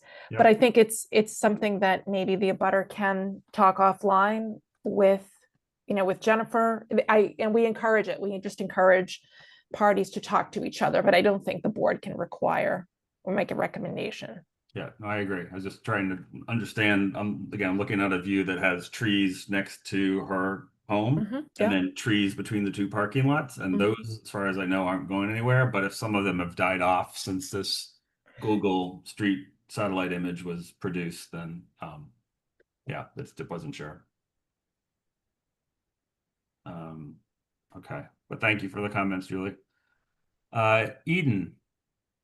Hey everyone, thank you for everything you've shared today. Very awesome. My family, we're at 30 and 32 Webster, right next door. And I have two questions here today. One is tree related and one is like about deliveries. I'm honestly terrified of that, but sticking to the tree stuff, I'm wondering, will it be possible to relocate any existing tree or shrubbery to abutters if desired? I don't know if that's a thing, just asking. So this is sort of landscape demolition. When they come to remove the shrubs, can you have them before they cart them away? Yeah. You would move them and you would plant them, but they would find a new home on your property. I guess, or someone's property. Yeah. Yeah. I don't know. It's probably a conversation with the landscape demolition crew, letting them know that you're interested, and maybe they'll be more careful as they take those out for you. All right. Thank you. Question 2 is just about like how our driveway is kind of like right next to that like curving area where there's like FedEx or whatever is coming through. And as you know, the street is not as wide as we want it to be, but I'm just wondering like how will that be protected from like any blockages of us trying to exit and enter, especially if this street will become fully one way. I don't know if that stuff would be like, I don't know, looked at more in depth or not. It's already hectic, which is Amazon and Uber Eats and everything. So I can't imagine like 50 to 70 people and kids and bikes. You know, people order stuff. That's a big concern, but those are my So, two questions. That's Matt, I just might step in. Please. We have broached this issue with the transportation division, and you know, they don't fully have like, you know, all of their data yet, but they are comfortable having deliveries on Webster Place. It kind of happens now. Partly we understand just from anecdotal information that Kent Street is not as wide as Webster Place. It's one way. Mm-hmm. And it's just a little bit more, I think delivery people don't tend to use it. What they'll do is they will park on Webster and just walk to Kent Street apartments or condos to make those deliveries. The transportation division is open to looking at that segment from Harvard Street, a segment of Webster Place that is closest to Harvard Street, making that one way. That segment is currently two-way, and they're open to changing the direction in that segment there. I think they just need to look more holistically to make sure that deliveries work best for everyone on this street. But my sense is that they wouldn't be blocking a driveway. They're not doing that now. They're not blocking a driveway. They don't necessarily have to park right in front of that elbow. And I think what you see at the elbow there could be delineated as something that is really for like Ubers, just, you know, for cars, not delivery trucks or vans. So all of those things can go into, you know, a plan for the public way and how drivers are instructed or what signage there might be. Mm-hmm. I hear you. I just worry because right now it's crazy. So adding a whole block of space with like people and individuals, I just see it being more hectic. So is your driveway blocked now, Eden? At times, do you struggle with that now? I mean, we struggle with a bunch of different things, but that's adding on. It is congested. Not right now because it's not busy, but okay. My mom is yeah, I think what's happening here is this is, you know, usually when we see a new development, it's an opportunity to make improvements, you know, now. And often we see that, you know, a lot of people think that it just gets worse. And actually, this is a great way to introduce some order in how things are done.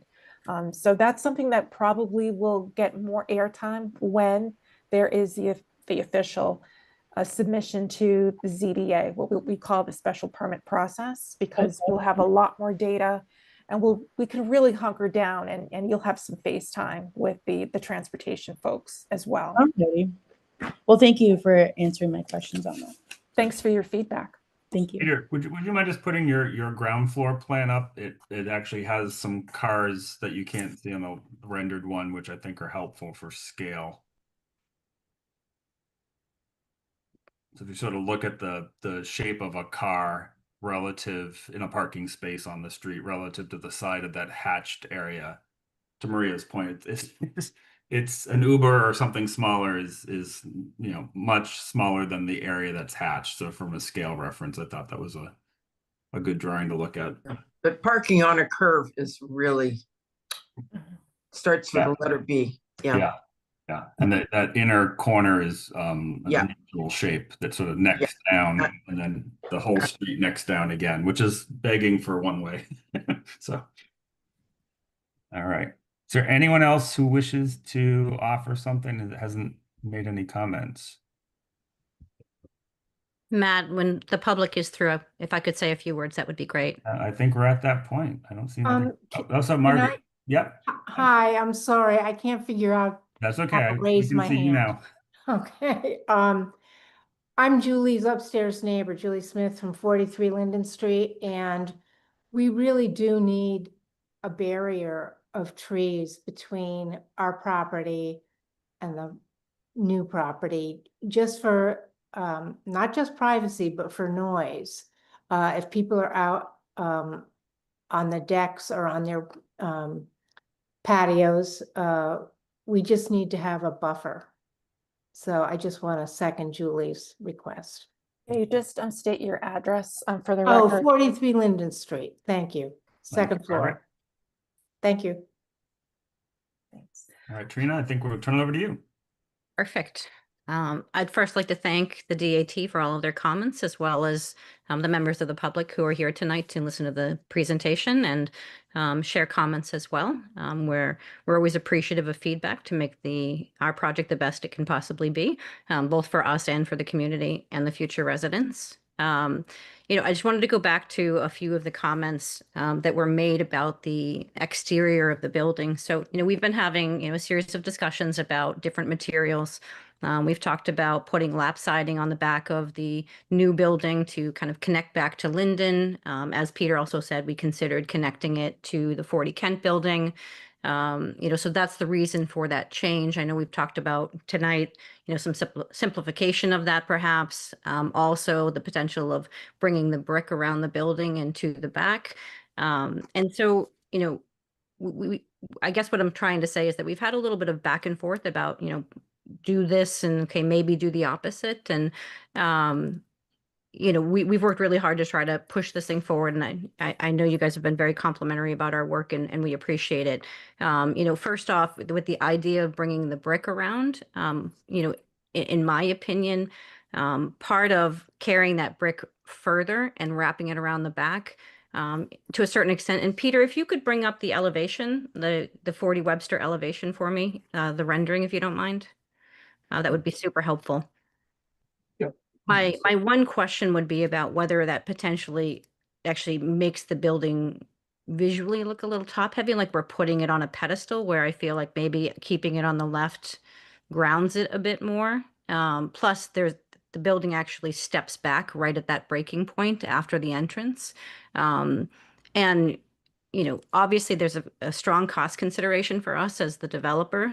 This project does need to be financially feasible for us, and people, not everyone here is, an architect or in development, but it is going to be extremely costly for us to relocate that 40 Kent building. We're proud to do it. We believe it's a beautiful building as well, but we do need to be very careful about balancing our construction costs here so that we can actually construct what it is that we have approved. And considering carrying the brick around the back and up those 3 stories, it's a concern for us. I just need to be very honest.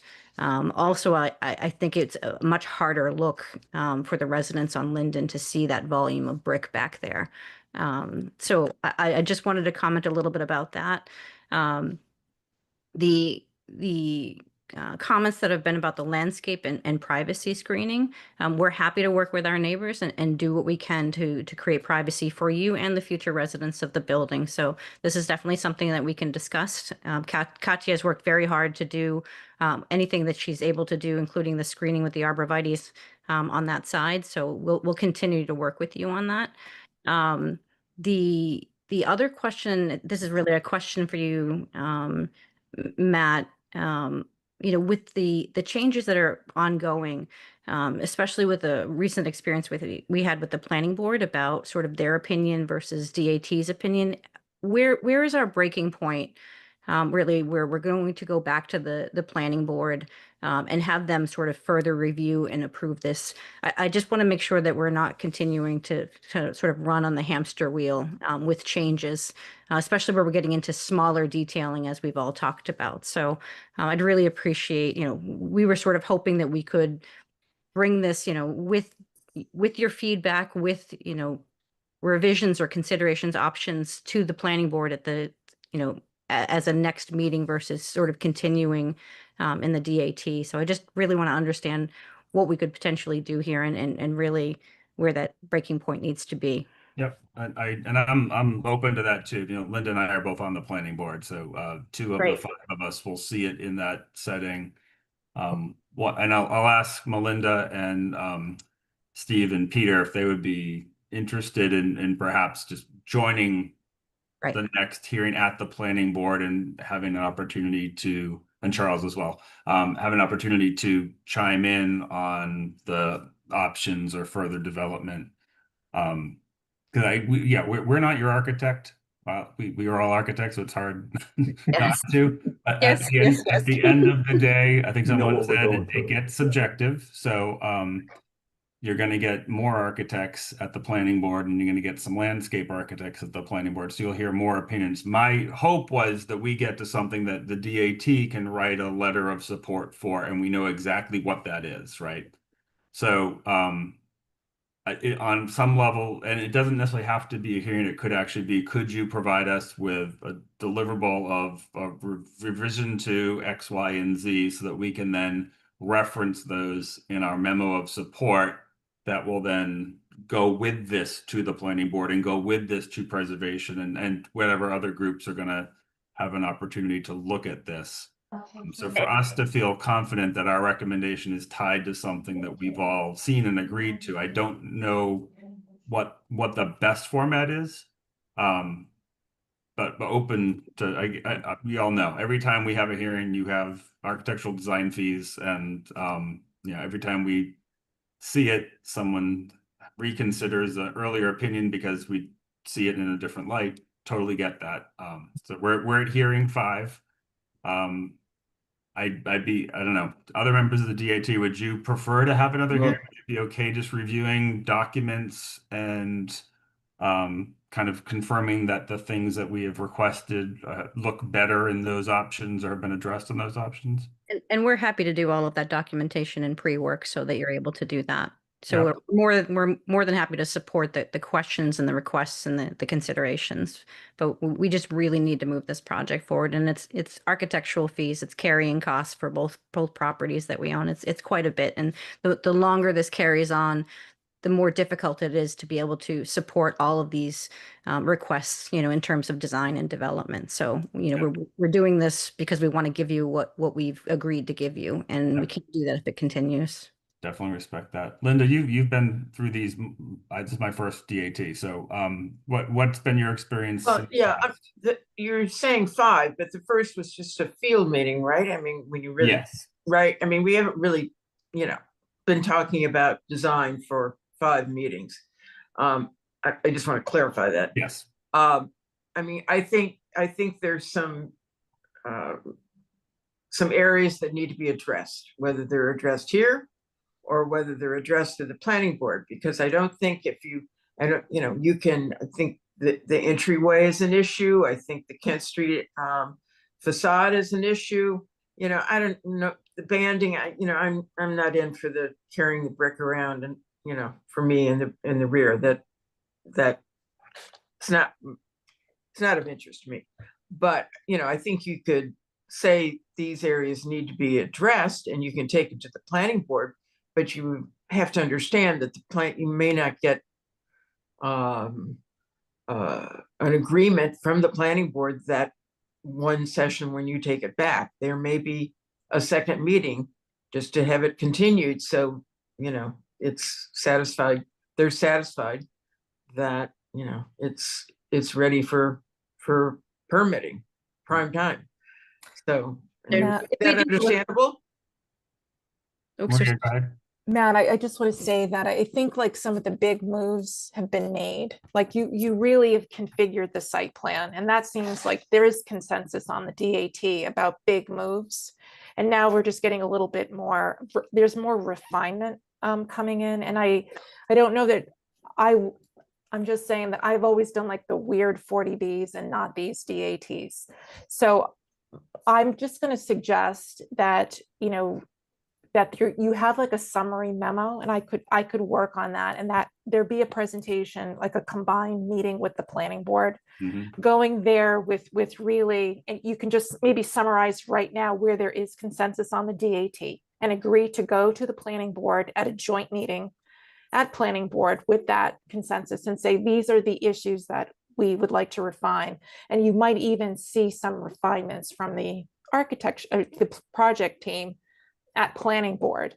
Yeah. And I think you might just benefit from having a joint meeting working on those refinements rather than tying everything up in a bow, where you will have insights from other architects that could undo things. So maybe this is actually a good juncture to go. Well, Do you feel I just want to ask the chair and other DAT members if you feel comfortable handing it off at this point. Charles had his hand up for us. I think, Maria, that's a very good suggestion, and it almost carries, I think, some of Matt's thinking forward. So I would be in a favor of that suggestion and a joint meeting, and I don't think we need to do a go around the whole, the entire building. And just one last thing about the brick, I could see limiting it so it stops on that west elevation. But I think the bigger things, the improvement is vast. The bigger things are settled. It's clear, Kent Street needs some resolution, but will we really get it in another meeting altogether? I'm not so sure, so I think you've got a good, I don't think we need another meeting.